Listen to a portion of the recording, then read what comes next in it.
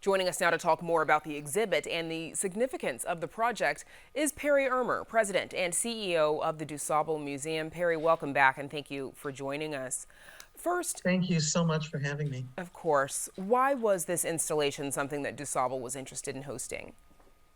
Well, we've been working with PBS Frontline since early June of 2020 when they contacted us to partner with them on this project and bring this really amazing, wonderful exhibit to the DuSable Museum.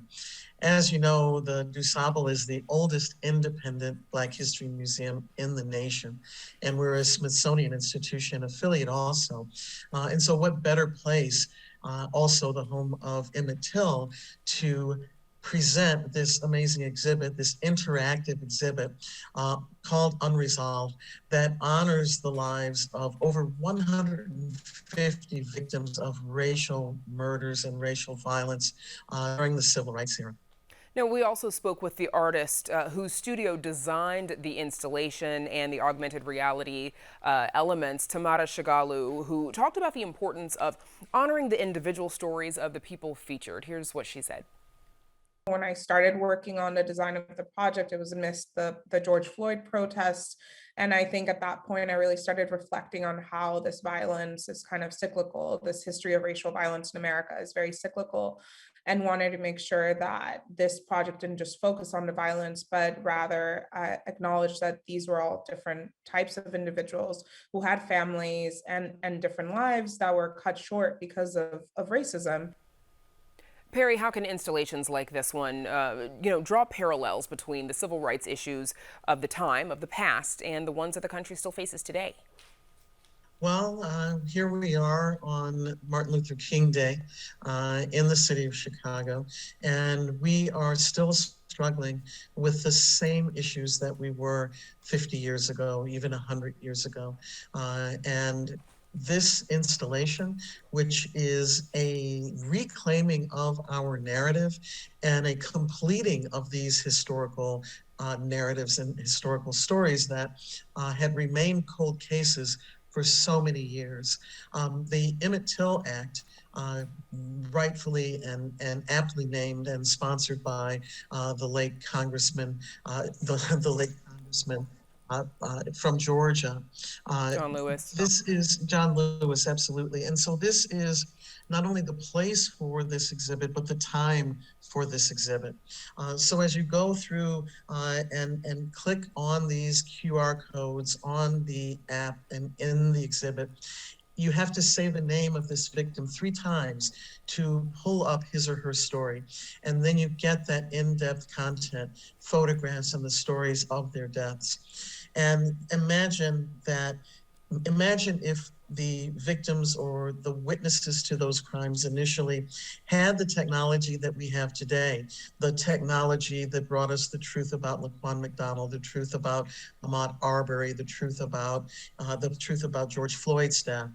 And of course, Perri, I'm sure it's very, very powerful that people who are going through the exhibit have to say the name 3 times of the victim. Also in the exhibit, the designer used trees. Tell us about the significance of the trees that people will see in the exhibit and the symbolism of them. Well, the symbolism, of course, the dark symbolism is that our Black bodies were hung from trees so many times during the Jim Crow era in the South.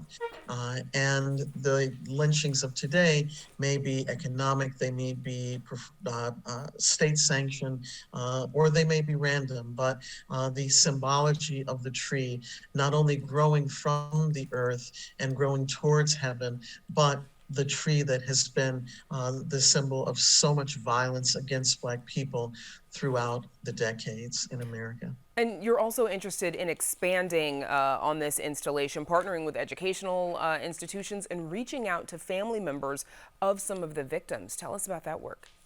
Yes, absolutely. Our Director of Education, Dr. Kim Delaney, is working on some projects with young journalists, young lawyers, and we're very much interested in bringing as many youth out to see this exhibit as possible. It will open this Saturday, January 22nd, and it will stay up in our Burnham Roundhouse Rotunda, which is the perfect setting for it, through March 27th of this year.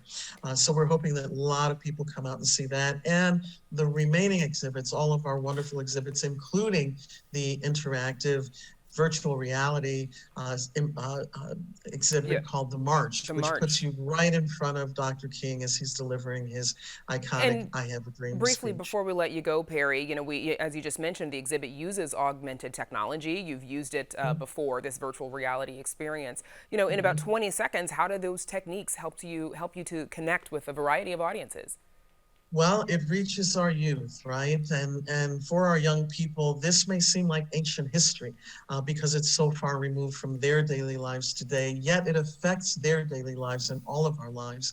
So by presenting this narrative, presenting this American history, because African American history is American history, by presenting this through mediums that they understand and they work with their phones and the internet It's every day, right, because there's an and app that technology every day. right, there's an It's an app app. that goes along that goes there's an app for Yes. this. Perri There's an Irmer, app for history. Yes. yes, Thank that's you. where we'll have to leave it. Thank you so much for joining us. Thank you so much, Brandis. It's always a pleasure to join you. Again, the installation called Unresolved runs through March at the DuSable Museum, and the Frontline documentary, American Reckoning, that's also tied to the project, airs right here on WTTW next month.